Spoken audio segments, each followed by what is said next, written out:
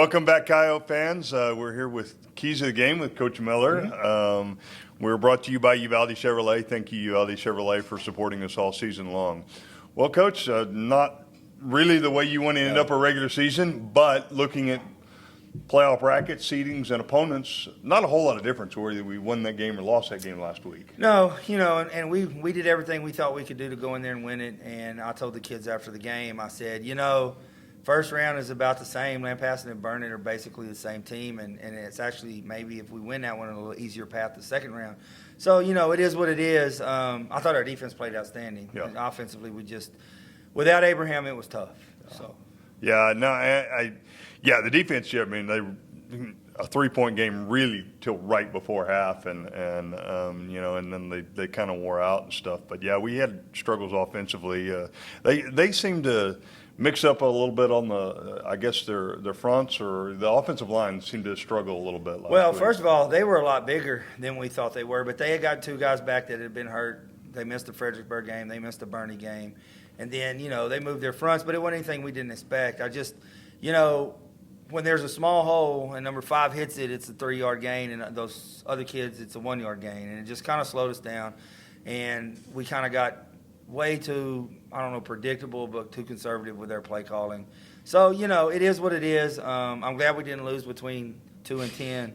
And we're just ready to move on. The kids have had a good week this week, and we're excited about the Lampasas opportunity. Yeah, that is the one comment I've heard out of your senior quarterback this week, that he was the bounce back practice of the year Monday for everybody. They were fired up and ready to go. Yeah, I was worried because we had put so much, and we've talked about beating Somerset for 3 years, and we had put so much into that, and we had such a good week and all that. And I was worried Monday, but man, Monday they were good to go. They were fired up, and I don't know if it was the time change or what, but they were ready to go, and same thing yesterday too. It's good being 16, 17, Yes, 18 years old, and you can bounce back in a hurry and then not dwell on stuff. Well, let's not dwell on it then. Let's talk about this week. Let's talk about Lampasas. What are some of the things you expect to see out of Lampasas? They're almost identical to Fredericksburg, except they've got a little bit better quarterback. They throw the ball better. Lots of screens, lots of RPOs, lots of things like that. Defensively, they're going to run a 3-4 front. A lot of times they will play their secondary in a cover 3, which I feel like we can throw the ball some and take advantage. They're real aggressive on the run play, so hopefully some play action passes and things like that. So, yeah, they remind me a lot of Fredericksburg, only I think their quarterback's better. Well, talk about their team a little bit. Are they a heavy senior team? Do they got a lot of seniors? No, they're young. I mean, they have a few seniors, but like their best running back and a couple of their best defensive players, they have a bunch of sophomores that play on that team. So, yeah, they're a young team, but they're a talented team too. So, Well, I mean, that may be something that can work in our favor here this week, is just having a whole lot of seniors, and that knowledge base in the end of your career, may seem to help along, and a little bit know kind of what the stakes are, I guess. Yeah, no, we talked about not wanting it to be the last one this Monday and then the last one this Tuesday and all that kind of stuff. So once we were in, we knew we kind of had a breather week and then going to this one. So, yeah, I think having seniors helps. And for the first time, these seniors played in a playoff game last year. And last year we played really well for a half against the team that won that district. Yeah. So, it's a very winnable game. We're going to have to do some different things, but we're excited for the opportunity. Well, back to Lampasas a little bit, and you're talking about kind of what they're going to do, and having a 3-4 front, and running a lot of stuff on offense like Fredericksburg's run. How is that? Seeing Fredericksburg in the past and kind of the same type of deal, I guess your week practice is somewhat similar.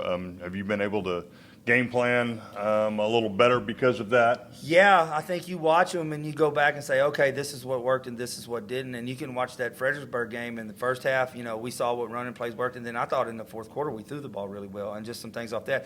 And then they play, you watch their films against Burnet, who's not a whole lot different than us, and Canyon Lake, the way they run the football. And you kind of get some tells of where they're going to line up and what they're going to do based on the other teams. So. Well, it didn't, not having the schedule right in front of me, didn't Fredericksburg, and this is odd because they played a possible first-round opponent, didn't they play Canyon Lake in the preseason? They did, and they lost. Fredericksburg won a close one against Canyon Lake, and then they turned around, and the one between Canyon Lake And Lampasas was a shootout. Yeah. I mean, Lampasas outscored them by a couple touchdowns, but it was close the whole game. Yeah, well, okay. Well, what I guess getting at is you saw Fredericksburg play Canyon Lake, and you saw Lampasas play Canyon Lake. Did you see a lot of the same tendencies there? Yeah, a lot of the tendencies are the same. What's funny is Fredericksburg played them so much better defensively, and then Lampasas was so much better against them offensively. With basically, to me, it would look like the same kids. I mean, they do. No. Lampasas is a little bigger, but it's just, I think Canyon Lake by the end of the year, their defense was kind of worn down, and they knew they were out of it when they played and things like that. Oh. Well, they did, and then this doesn't have anything to do with our game, but I think, didn't Canyon Lake and Burnett play last weekend a very defensive game? They played last week, yeah. Which was weird for that district. When I saw that score, I was like, that's. I mean, this district would have been, you're going, but that district, yeah, it was weird.